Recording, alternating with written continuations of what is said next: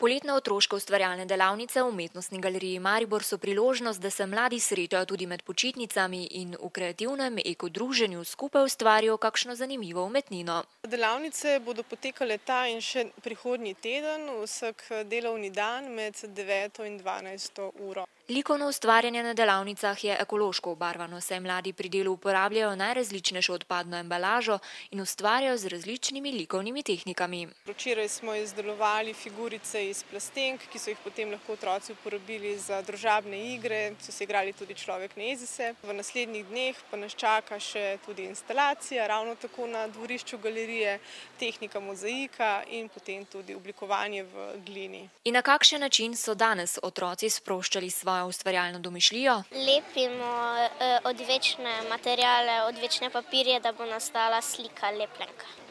Delamo sliko. Lepjam papirčke. In kaj bo nastalo s teh papirčkov? Neki grad.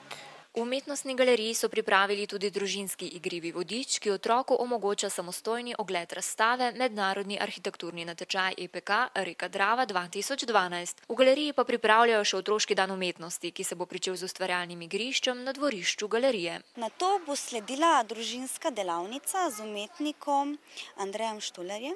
Ob 6. pa sledi gledališka igra Stari mož in osel v sodelovanju z Lutkovnim gledališčem Maribor in Švedskim gledališčem. Otroški dan umetnosti bo v Umetnostni galeriji Maribor potekal v soboto 21. avgusta med 10. in 19. uro.